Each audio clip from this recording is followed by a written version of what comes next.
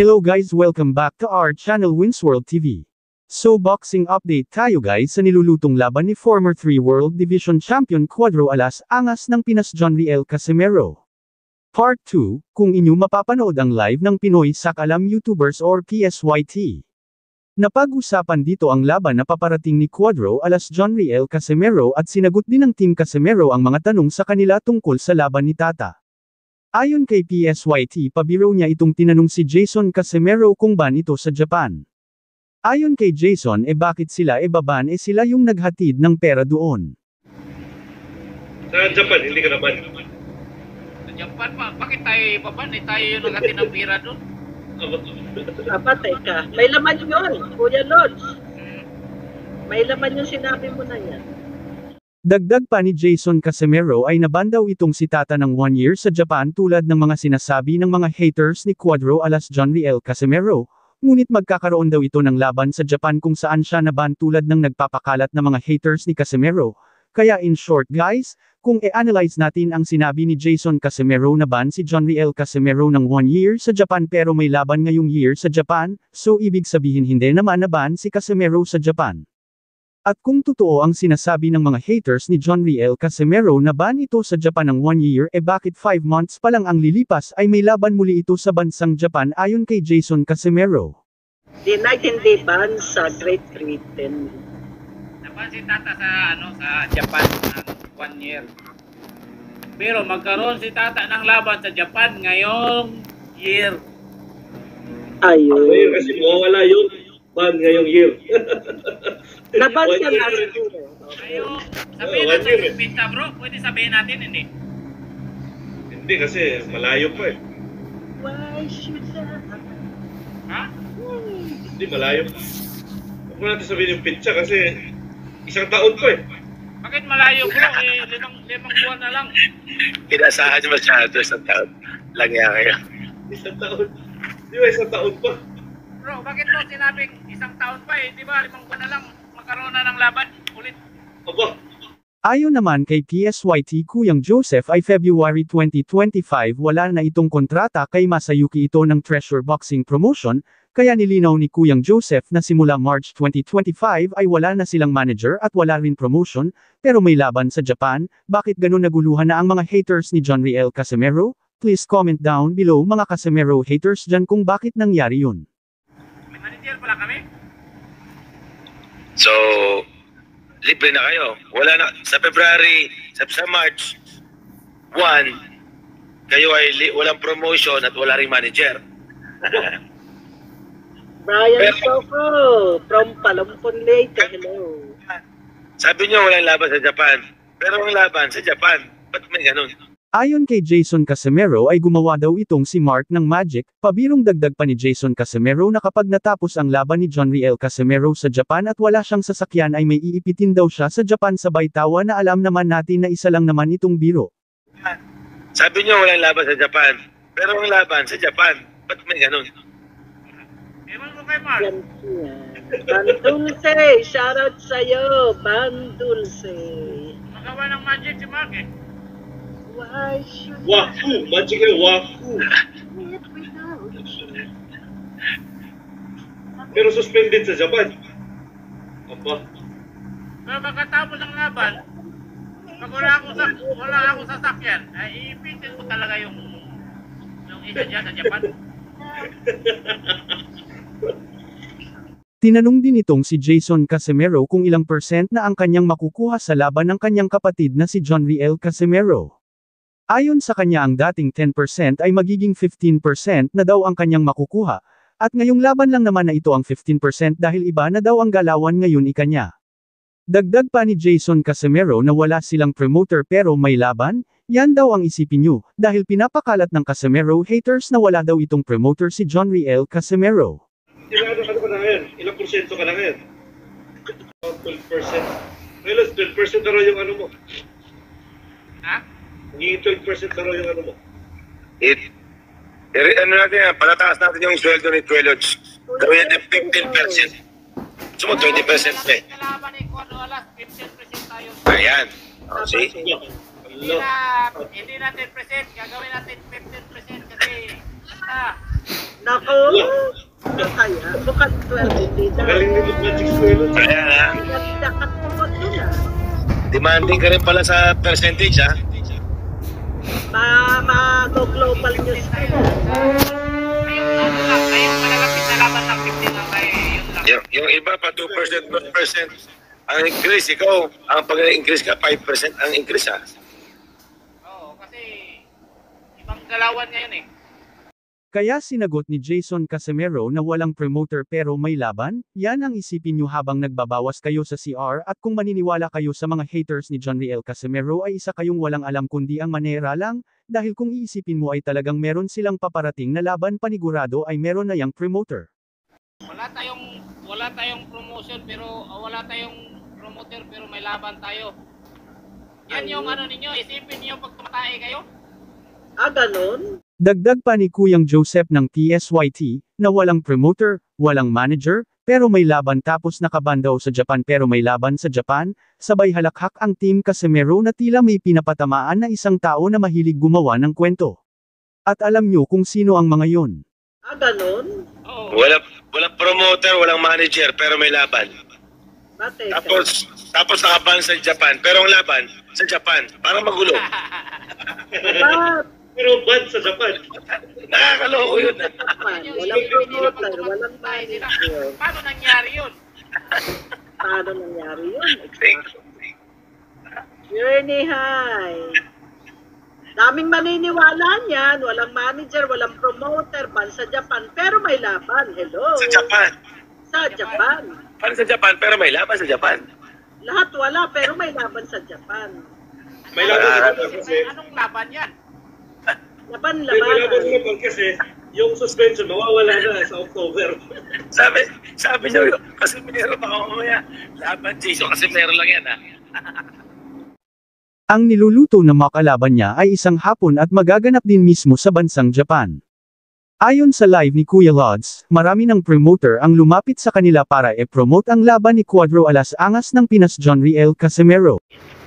Kuya, hindi ba nila nalaman kuya na marami nang lumapit sa amin ng mga promoter? Hindi ka naman lumapit kay Chabit. Isa na nga rito ay si Chavette Singson na gusto mag-promote ng laban ni Cuadro Alas Angas ng Pinas John Riel Casimero. Yun pa, alam nila yan na, di ba, tumawag si Chabit, nagpunta kami kay Chabit. Marami ng promoter, mga boss, na lumapit sa amin para i-promote.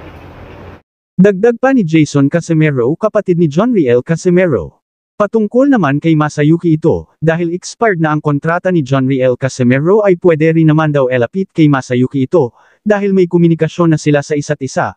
Wala naman direktang sinabi si Kuya Lods kung talagang si Masayuki ito ang kanilang promoter, ngunit kung ang sinasabi ni Kuya Lods na laban ay magaganap sa bansang Japan ay tiyak na si Masayuki ito na naman ang kanilang magiging promoter sa darating na laban ni John Riel Casimero ngayong Mayo taon kasalukuyan. At kung si Ito naman, sinasabi niyo walang promoter, yung expire na yung namin kay Ito, madali lang ilapit yan kasi may na kami eh. Kumbaga may communication na eh. Madali lang yan. May comment naman si Mang Bert, ayon sa kanya, may alam daw talaga si SV sa mundo ng boxing kaya sabi niya wala na daw laban si Tata. Sinagot naman ito ni Jason Casimero na ayon sa kanya hindi na daw niya ito kilala. At hindi na daw nila ito pinapansin, dagdag pa ni Jason Casimero na gumagawa lang daw itong si SV ng istorya tulad ng nag-away-away at nagkakagulo na ang team Casimero. Dahil lahat daw ng sinasabi ni SV ay gawa-gawa lang niya para lang may kwento lang niya sa content niya, kaya hindi na talaga nila pinapansin yang si SV kahit ano pa ang pinagsasabi nito dahil lahat ay puro kasinungalingan. In short, gawa-gawa lang daw niya ang lahat ng mga kwento niya para magpasikat. Pero may alam. Hindi natin kilala yan kuya. Kaya nga nawala na yan eh kasi hindi na namin pinapansin. Magawa-gawa na lang yan sila ng istorya. Ayun, nag-away-away, ganon. Pero ano lang nila yan? Scripted yan. Ano lang nila yan? Kumbaga para may kwento lagi siya, may lagi siyang kaaway. Patungkol naman sa laban ni John Riel Casimero kay Morid John Okmadaliv ay hindi daw alam ni Kuya Lods ang tungkol dyan. Dahil ang alam ni Kuya Lods ay ang kalaban ni John Riel Casimero ay isang Japanese fighter, at hintayin na lang daw ang update ng Yahoo Japan News tungkol sa laban ni Jonriel Casimero.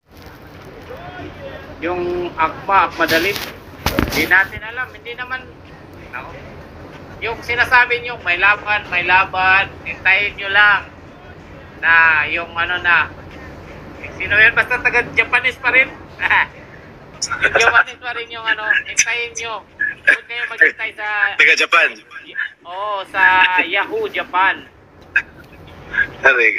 Tama ba kuya? Ano si Marks na dali? Pinagmamalaki din ni Pinoy Sakalam ang binigay ni Cuadro alas Jonriel Casimero sa kanya na boxing gloves, na gustong bilhin naman ng papa ni Jason at Jonriel Casimero ng 5 milyon. Ang maganda rito yung binigay sa akin ni Tata na regalo. Oh, yan yung ano, Yan yung... may naghanap yan. Bibilin daw ni Papa ng 5M eh. Ayon naman kay Hai, baka makancel na naman pag sinabi ni Kuya Lods tama yan, natuto na si Kuya Lods. Sagot naman dito ni Jason Casimero ayon sa kanya kaya dati nakakancel dahil may kasama daw sila sa team na tae. Alam nyo guys kung sino yung tinutukoy na tae ni Jason Casimero? Kaya simula daw na inalis nila ang tae sa kanilang team ay wala na sila magagawa. Ang tanging magagawa na lang daw nila ay gumagawa-gawa na lang ng mga estreyang nakakasira sa team Casimero. Man daw. Makancel na naman dahil pag sinabi ni Kuya Lods. Hindi totoo yung makancel. Yung mga sinasabi ko dati, kaya yun nagka-cancel, nalaman ng kabila. Kasi may tae kaming nakadikit sa team namin eh. Pre. May tae kasi ngayon wala nang tae. Wala nang nakapunta dun sa kanila. Kaya gumagawa na lang ng mga gumagawa-gawa na lang.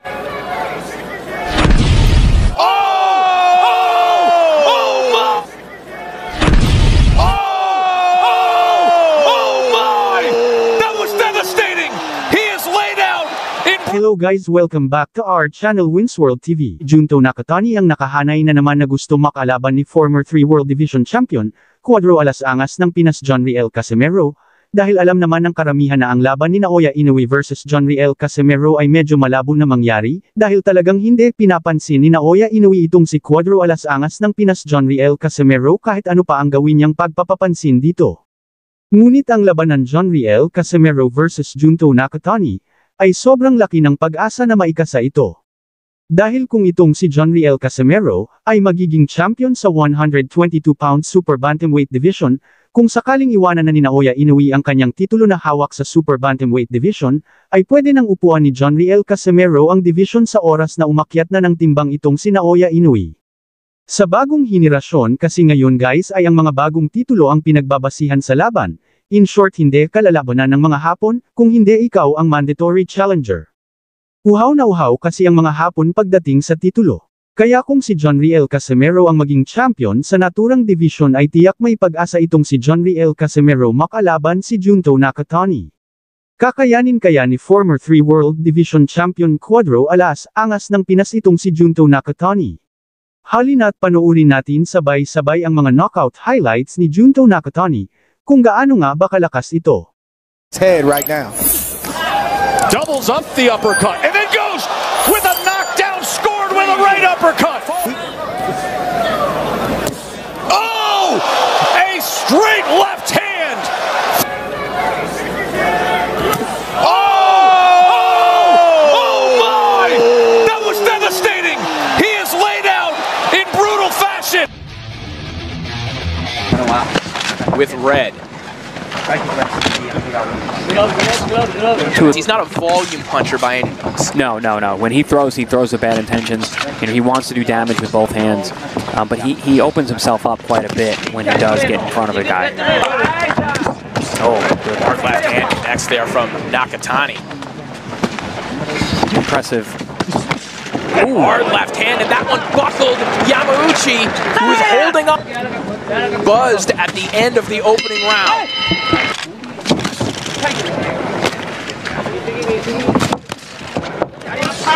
Hard left hand connects again from. Great job of mixing up his punches. That one had an effect as well. Staggered once again. He is on wobbly left. He's making it hard for him. Being aggressive on the inside, using his physical. You can just tell Nakatani, he believes in his power so much. When he gets there, it'll do the job.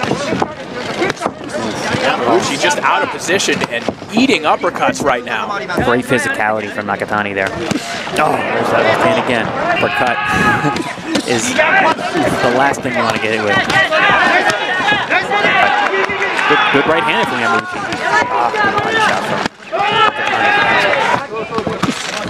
Hard left hand right down the middle.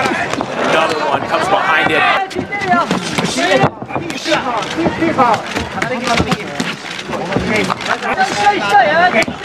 Almost like someone who's been doing this since they were 14 years old. They go to high school. A little dip in the knees from Yamauchi a moment ago, and now he is in big time trouble. Nakatani pouring it on, and that is it. Yeah, good stoppage.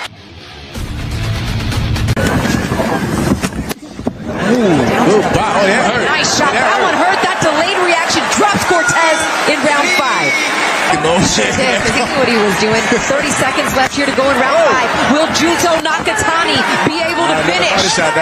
Body shot. Cortez is clamming up. A tad bit low.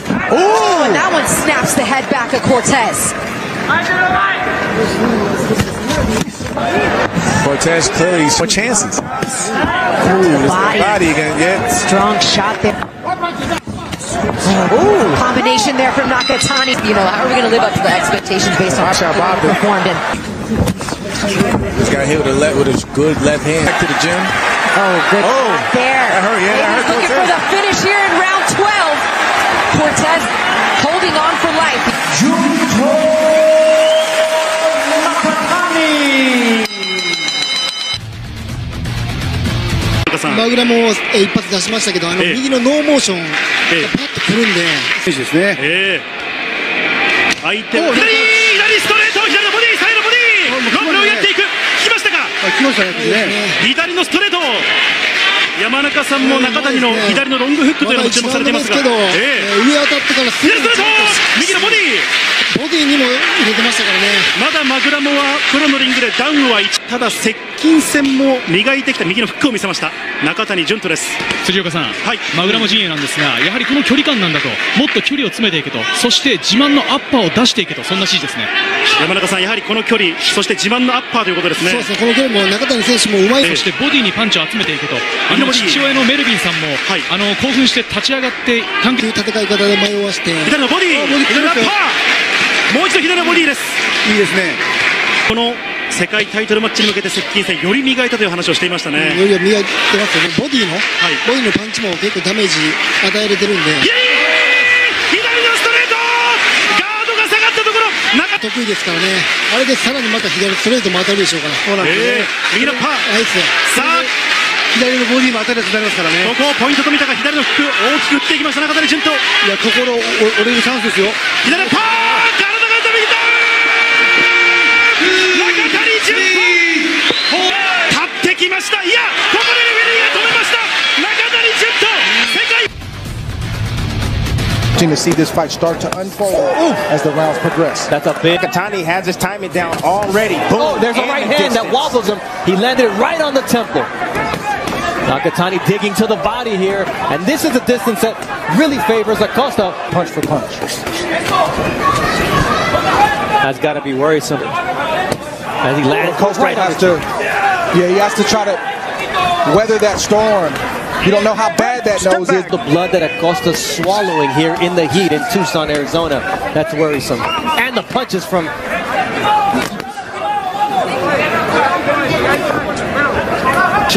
the doctor. He's in Arizona promoting Fury Wilder 3. They're gonna need a new one for next week. Man, listen, Nakatani is a bad boy. He is. He knows how to maintain range, his distance, throws combinations. It's over. Starting with his jab. Yep, it is over. Yeah.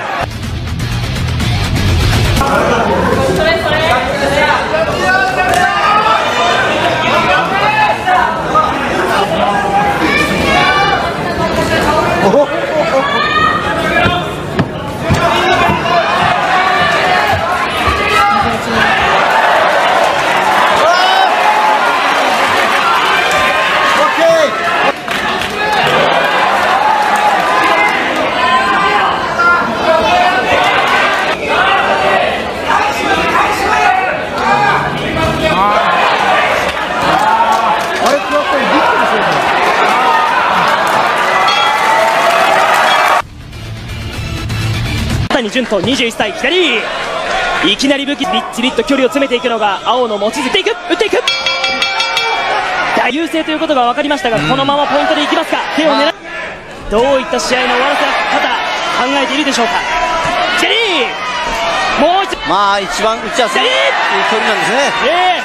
この距離では中谷強い。もつ息を返した、左フックを返した、一気にきます。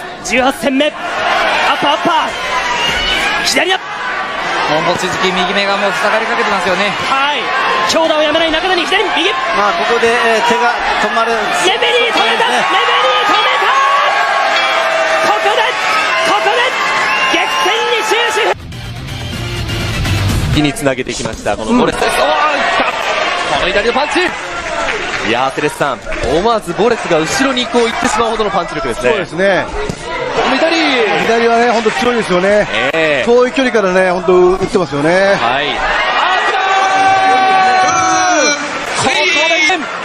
フィリピン国内ランカー、あっという間に中谷が倒しました。全く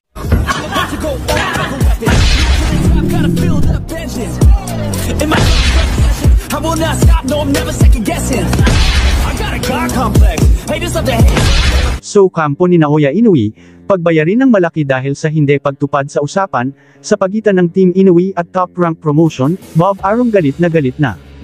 Galit na galit nga di umano ang big-time promoter ni current undisputed and 4 World Division Champion Naoya Inoue, na si Bob Arum ng Top Rank Promotion. Dahil sa hindi pagtupad ni Naoya Inoue aka The Japanese Monster, sa kanilang usapan. Ang usapan daw nila ay kapag naging undisputed na daw si Naoya Inoue, ay doon na niya gaganapin ang lahat ng kanyang mga laban sa bansang Amerika, particular, sa Las Vegas. Ayon kay Bob Arum ay doon na dapat depensahan ni Naoya Inoue ang lahat ng kanyang mga nakuhang kampyonato sa naturang division, sa oras na maging isa na siyang undisputed. Ngunit ilang taon na ang lumipas at naging 4 World Division Champion na siya ay hindi pero natupad ang kanilang usapan. Kaya malinaw na sumira ang hapon sa naging kasunduan dito. Dahil may plano sana itong si Bob Arum ng big fight para sa naturang alaga niyang hapon na si Naoya Inoue, ngunit ito ay naglaho na dahil sa pagsira ni Naoya Inoue sa naging usapan nila ni Bob Arum. Dagdag pa ni Naoya Inoue ay hinding-hindi na daw siya aalis sa kanyang bansa para lumaban. Kaya kung sakali man na maikasa ang Naoya Inoue vs John Riel Casimero fight ay panigurado ito na magaganap sa bansang Japan at hindi sa bansang Amerika. Dagdag pa sa ating mga balita, ilang araw bago magalit itong si Bob Arum, ay nagpalabas ang Top Rank Promotion ng statement, tungkol nga dito kay Naoya Inoue aka The Japanese Monster. Ayon sa kanilang statement ay hindi na sila magbibigay ng anumang special treatment kay Naoya Inoue, at hindi na nila pipilitin ito kung lalaban pa ba ito sa bansang Amerika or hindi na. Sa makatuwid kung ating i-analyze ang statement nitong Top Rank Promotion ay para na rin nila inabandona at sinukuan tong si Naoya Inoue, at ipaubayan na lang siya sa kanyang Japanese promoter. At singilin na lang ang Team Inoue sa Danyos, sa mga laban na hindi ginanap sa bansang Amerika. Dagdag pa sa ating mga balita. So grabe nga talaga ang lakas ni former 3 World Division Champion Cuadro Alas Angas ng Pinas John Riel Casimero.